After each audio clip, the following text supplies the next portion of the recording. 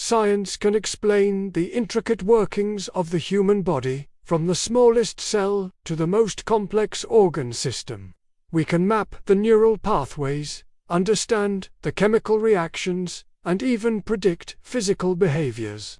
But there's a profound question that remains, a question that echoes in the quiet moments of our lives. What about the one who lives inside it? Who is the I that experiences joy, feels sorrow, and dreams of the future? Neuroscientists, armed with the most advanced technology, diligently search for the seat of consciousness within the labyrinth of the brain. They probe the folds of the cortex, they monitor the firing of neurons, and they analyze the flow of electrical signals. Yet, what do they find? They find cells. They find synapses. They find biological processes. They find the machinery, but they can't seem to find the operator. They find the radio, but not the broadcast. And maybe that's because they're looking for the wrong thing.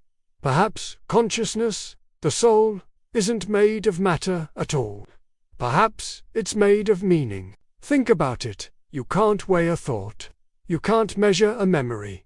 You can't capture an emotion in a jar. These things, the very essence of who we are non-physical. They exist in a realm beyond the tangible, a dimension that science, in its current form, struggles to grasp. This is where faith and spirituality offer a different lens, a different perspective on this ultimate mystery. The Quran, a text that has guided billions for over 14 centuries, addresses this very question with a profound and elegant statement. When the people asked the Prophet Muhammad, peace be upon him, about the nature of the soul, the answer came directly from the Creator. The verse says, "And they ask you, concerning the soul. Say, the soul is by the command of my Lord." Let's pause and truly absorb the depth of that statement. The soul is by the command of my Lord. It doesn't say the soul is part of the universe, like a star or a planet. It doesn't say it's a byproduct of evolution or a complex illusion generated by the brain. It says the soul is from the command of God. This implies that the soul's origin, its very essence, is fundamentally different from everything else in the material world. It doesn't belong to the universe of cause and effect, of matter and energy. It belongs to the one who created that universe.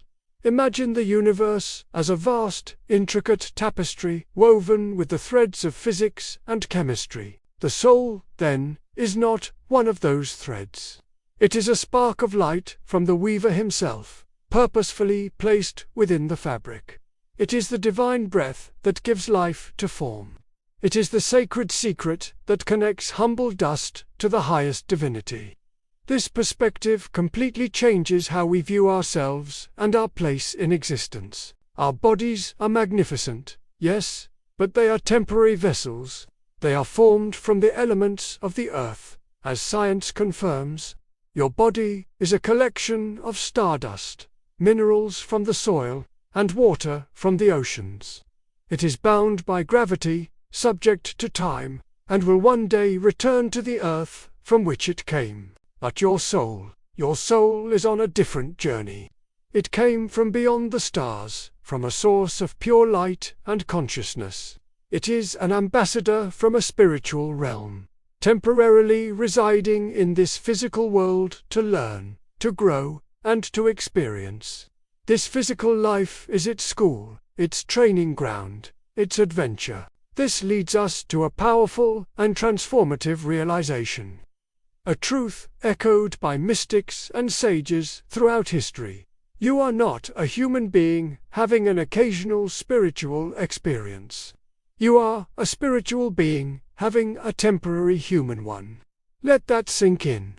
Your primary identity is not your name, your job, your nationality, or even your physical body. Your truest self is that eternal, luminous soul. The feelings of homesickness for a place you've never been. the yearning for something more than what this world offers, the deep-seated desire for purpose and connection. These are not random feelings. These are the whispers of your soul, reminding you of its origin and its ultimate destination. So, when you look in the mirror, see beyond the physical form. Recognize the miracle of the vessel, but honor the even greater miracle of the spirit within. You are a being of two worlds, a bridge between the heavens and the earth. Your body is your connection to the physical world, and your soul is your connection to the divine. Nurture them both. Honor your body, but more importantly, listen to your soul. For it holds the map of your true journey, a journey that began long before you were born and will continue long after you're gone. Thank you so much for joining me on this exploration of the soul. If this resonated with you, please consider liking this video and subscribing to the channel for more content that delves into the deeper questions of life. We'd love to have you as part of our community.